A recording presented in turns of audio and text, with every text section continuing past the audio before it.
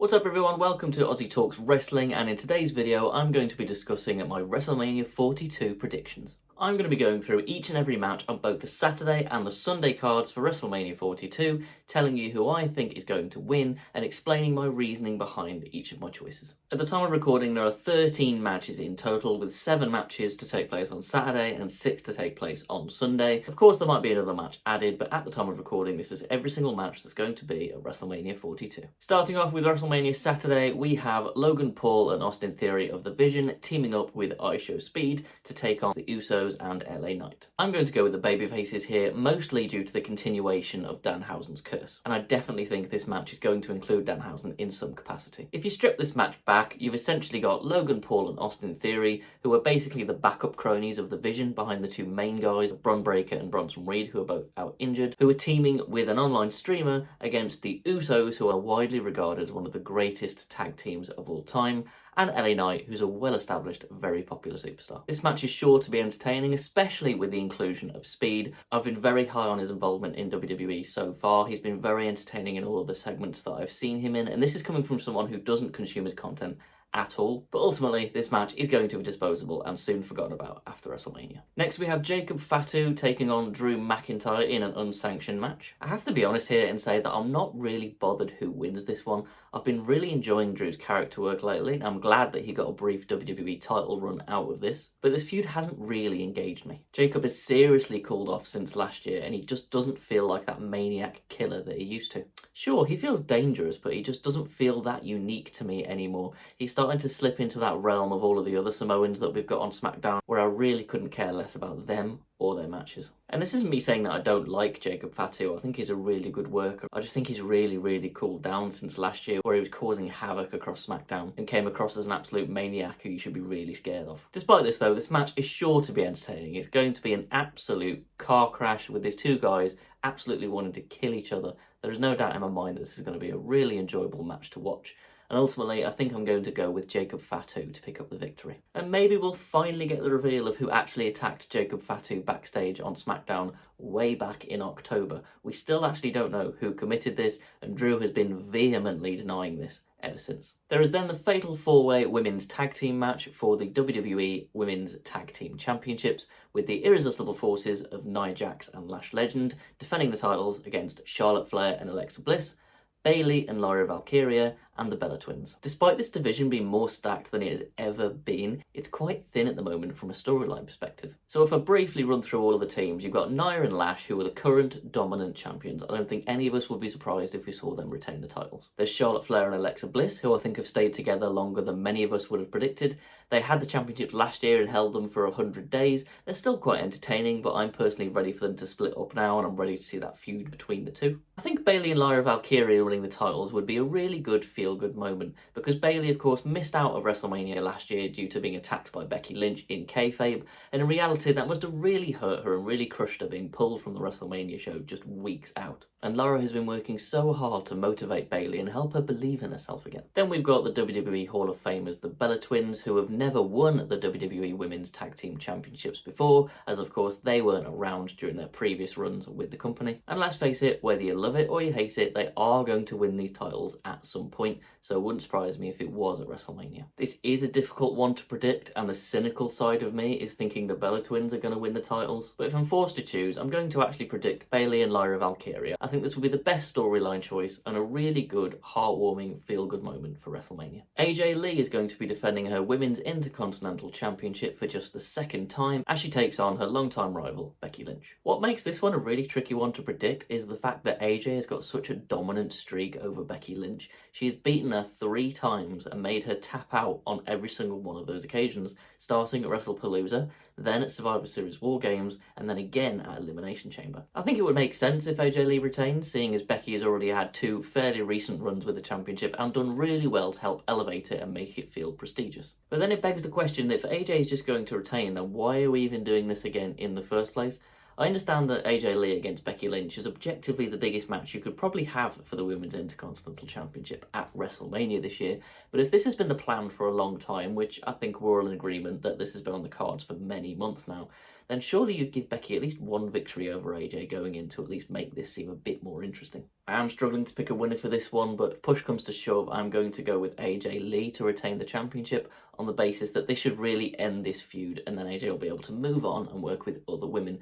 Whereas I feel like if Becky wins the title back off AJ, it's just going to elongate this feud, which has already been going on for many, many months. The former leader of the Vision, Seth Rollins, will be taking on the Ring General Gunther in a very last minute thrown together singles match. I'm going to keep this one short and sweet. I think Gunther is going to win here. He is an absolute killer right now, and to me it doesn't really make any sense for him to lose to Seth at WrestleMania in a random singles match after retiring Goldberg, John Cena and AJ Styles. Seth is a guaranteed future WWE Hall of Famer. A loss here at WrestleMania is not going to do any damage to him whatsoever, and I feel like this is the best way to drive forward his storyline with Paul Heyman, in the absence of Bron Breakker and Bronson Reed. There's not really much else I can say about this one, to be honest. I'm sure it's going to be a really entertaining match to watch. I am looking forward to seeing it just from a pure entertainment perspective, but from a plot point of view, it's just really slim. Then we have the Women's World Championship match where champion Stephanie Vaquer is going to be defending against Liv Morgan. And for this one, I'm going to go with Liv for a multitude of reasons. For starters, Liv has not really had any meaningful WrestleMania matches whatsoever yet, particularly from a singles point of view. If you go back and look at her previous matches on WrestleManias, they really have been quite throwaway matches, with the biggest of which being last year, where she lost the WWE Women's Tag Team Championships with her partner Raquel Rodriguez to Lyra Valkyria and a returning Becky Lynch. This was a big and relatively important match, but this completely sticks out if you look at Liv's WrestleMania history. And as much as I absolutely love Stephanie Vaquer, her current championship reign has been a complete dud. Not because of her fault at all, just the way that it has been booked. She's held the championship now for over 200 days, and she's only ever defended it against Raquel Rodriguez 4 times and Nikki Bella twice, if we count the triple threat between all 3 of those women on Raw in December. How she hasn't faced anyone else for the championship in that time is beyond me, and it really goes to show how WWE are struggling to book their champions right now. I think Liv deserves her big WrestleMania moment for all the hard work she's put in over the past few years and how over she is with the crowd, and I think the Women's World Championship in general just needs a reset. So for that reason, I'm going to say that Liv is going to win the title from Steph. Then in the main event of WrestleMania Saturday, we have Cody Rhodes defending his undisputed WWE Championship against the Viper, Randy Orton, who has now aligned himself with Pat McAfee. I think Randy absolutely has to win here to pay off all of the changes and things that have been happening in the lead up to this match. Randy's heel turn, his vicious attack on Cody, his brutal attacks on Matt Cardona, him listening to the voices in his head, his desperation to win world title number 15,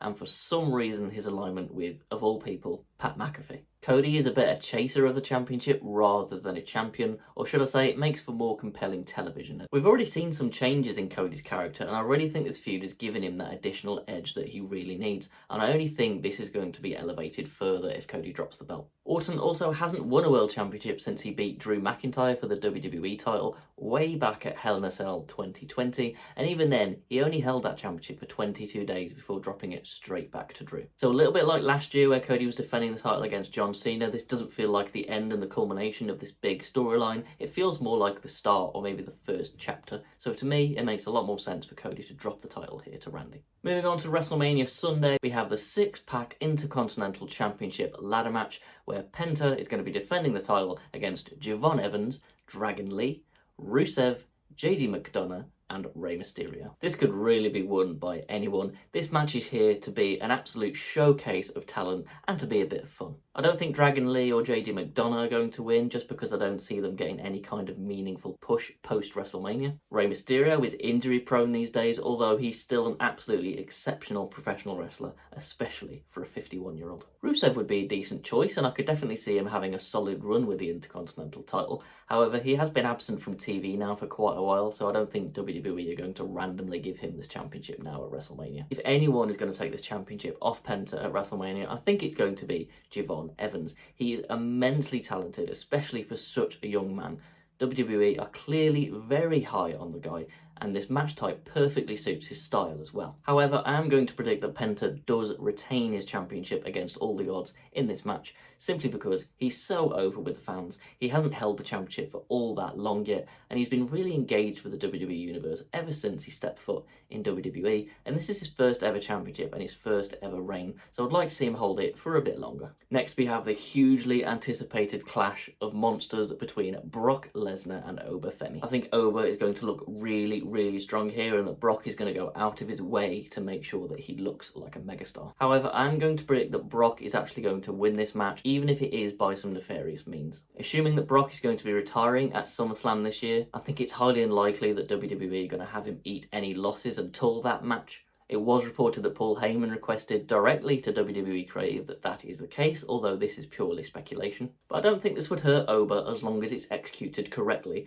As I said, I think Brock is going to sell like a champion, is going to make Oba look like $1 million, even in defeat. And Oba could go on a mad rampage after this of frustration and anger and just tear through guys for the next few months after taking this loss. I also feel like if Oba gets the win, it's going to be increasingly difficult for WWE to believably keep him out of the world title scene, and I just don't think that they're ready to push him to that level yet. I think he's ready, I absolutely think he is ready, but I can understand why they don't want to push him straight to the moon just yet. I mean, look what they did with Bron Breakker. He had a clear opportunity to win the World Heavyweight Championship after Seth was injured. He had the match against CM Punk, but he lost. And I will be honest here and say that I changed my mind on this one. A few months back, if you look at one of my videos, you will have heard me say I do not think they should be booking this match at all unless Femi wins. But in hindsight and having time to think about it, I really don't think it's going to be that bad as long as it's done the right way, and I really think that Oba is going to look incredible here. I mean, just look at how amazingly Brock has already sold for him on Raw. It's clear that Brock thinks really highly of him and may even see Oba as his successor. Sami Zayn is going to be defending his United States Championship against Trick Williams. I'm going to go with Sami to retain it on the basis that I believe there's going to be a double turn, with Sami Zayn either cheating or obviously taking advantage of a situation that he shouldn't be to retain the championship. Sami has clearly been on the trajectory for a heel turn for quite a while now. He's been doing some excellent character work, especially in the backstage segments we've seen with Cody Rhodes. He's now more willing to take advantage of situations than he was before, so I only think it's a matter of time before he just outright cheats to keep hold of his title. Meanwhile, Trick Williams has been getting fantastic reactions from the WWE Universe now for many weeks. He's really over.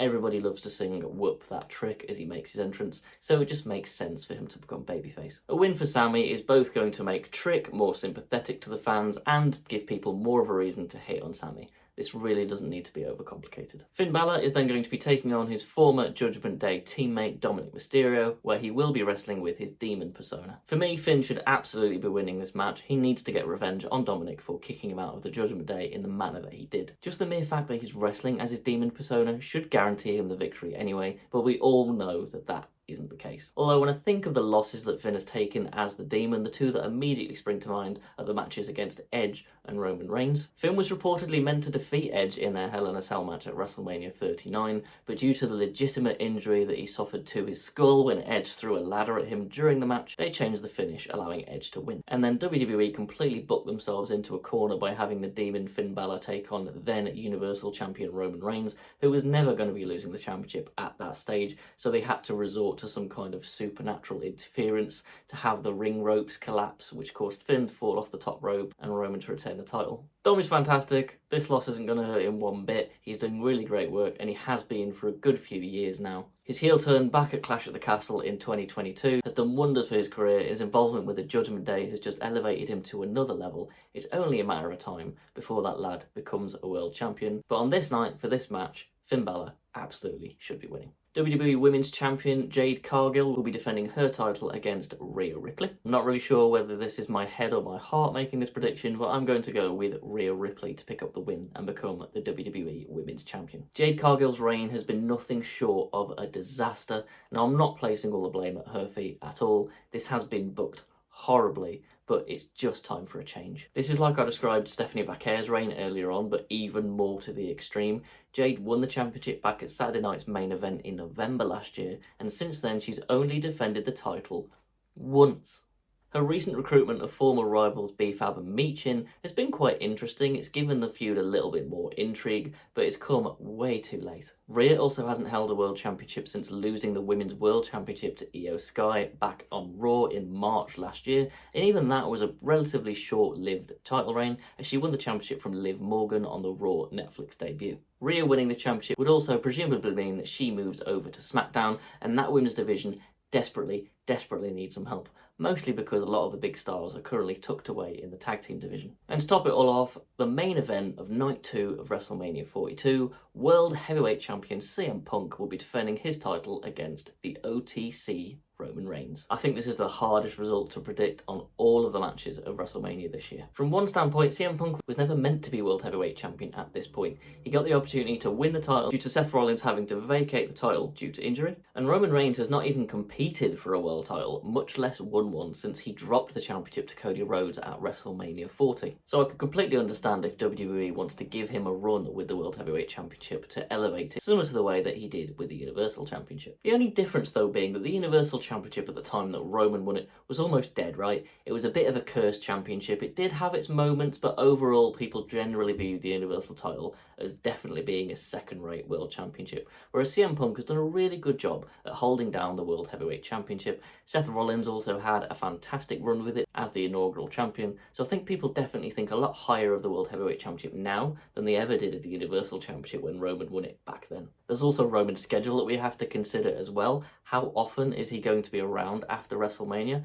I'm not particularly fussed if he's not wrestling on regular television, but if he's going to be the World Heavyweight Champion, I want to see that title being defended on most PLEs. There have been shades of the Bloodline reuniting too. I could talk about this one for hours and I could probably talk myself into predicting either which way, but I'm ultimately going to pick Roman Reigns to win the World Heavyweight Championship against CM Punk. I feel like there'll be more avenues of this feud to explore if Roman wins the championship, whereas if Punk retains, I feel like he's just not going to want to have anything to do with Roman anymore, and there won't be a reason for Roman to get a rematch either. Whereas if Roman wins the championship, Punk is going to want his rematch. He absolutely disdains Roman Reigns. He's going to want to get that championship back, and especially if we see a reformed bloodline, Punk is going to be extremely frustrated, and that's going to put even more strain on his friendship with the likes of Jey Uso. So there we have it. Those are all of my predictions for WrestleMania 42 this year. Let's watch this back afterwards and see how many I got right. It's probably going to be hilariously inaccurate, but it doesn't matter. I had fun making this video and I really had fun discussing these matches. Please do let me know in the comments section down below, what are your predictions for WrestleMania? Who do you think is going to win all of these matches? And tell me why. I'm also going to be doing a WWE PLE recap video after both nights of WrestleMania 42. These will be released roughly about 24 hours after they air, so you can see me talk through every single match that night, discuss what happened and share my thoughts and opinions and analysis. So if you enjoyed this video, please be sure to check that out. Please do subscribe to this channel and maybe check out some of my other content. But until next time, see you later.